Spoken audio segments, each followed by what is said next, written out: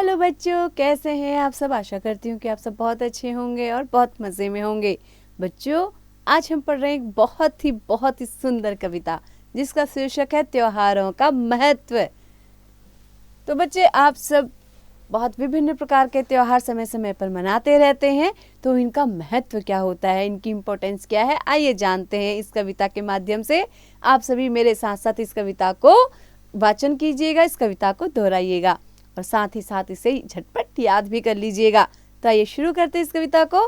होली आई रंग बिरंगी होली आई, गुजिया खाओ रंग लगाओ एक दूजे को गले लगाओ।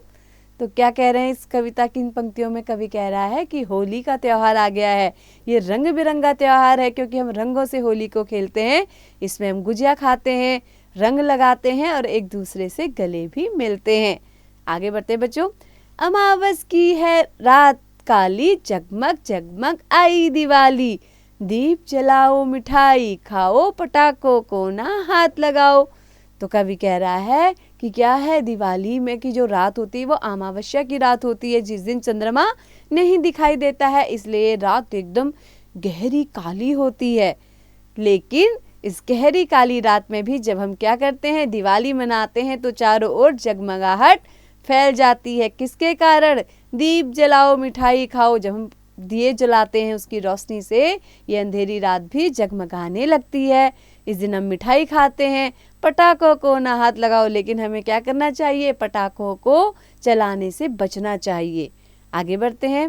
सब मिलजुल कर ईद मनाओ, हिलमिल सबको गले लगाओ, ईदी अब्बा से ले आओ मीठी मीठी सेवैयाँ खाओ। तो आओ हम सब मिलजुल कर अब क्या मनाते हैं, दिवाली के बाद ईद मनाते हैं।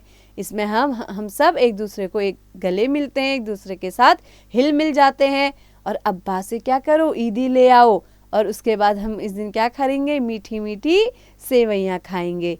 आगे बढ़ते बच्चों।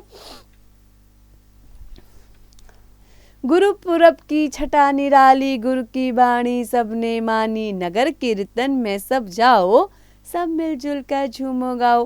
तो बच्चों, जब गुरु पर्व होता है उस दिन की तो छठा ही निराली होती है ना। गुरु पर्व के दिन जो गुरुवाणी होती है उसका क्या है, पाठ करते हैं लोग और उस गुरुवाणी को मानते भी हैं। तो सभी लोगों को नगर नगर जाना चाहिए, कीर्तन करने चाहिए और सभी को मिलजुल कर झूमना चाहिए और गाना चाहिए। आगे बढ़ते बच्चों। क्रिसमस का त्योहार है आया, सेंटा क्लॉज उपहार है लाया, मिलकर क्रिसमस ट्री सजाओ, मोमबत्ती जलाओ, केक खाओ। तो बच्चों, इसके बाद क्या है, जो क्रिसमस है उसका त्योहार आ गया है। इसमें क्या होता है कि सेंटा क्लॉज आपके लिए कुछ सरप्राइज लेके आता है, यानी कुछ ऐसा उपहार जो जिसको देख करके आप चकित हो जाते हैं। तो आइए इस क्रिसमस के त्योहार को मनाएं, क्रिसमस के ट्री को सजाते हैं, मोमबत्ती जलाते हैं और केक भी खाते हैं। आगे बढ़ते बच्चों। हम सबको करते हैं ये एक, प्यार बढ़ाते हैं त्योहार, दूरी सभी मिटा देते हैं पास पास लाते त्योहार। ये तो त्योहारों की क्या महत्ता है, क्या महत्व है कि ये हमारे आपस के मन की दूरियों को मिटा देते हैं और हमें पास पास ले आते हैं, हमारे मन को मन से जोड़ देते हैं। तो बच्चों, आशा करती हूँ कि ये कविता आपको समझ में आ गई होगी, इससे आपने त्योहारों के महत्व को जान लिया होगा। तो ऐसे ही पढ़ते रहिए, आगे बढ़ते रहिए और हाँ, इसका अभ्यास करना न भूलें।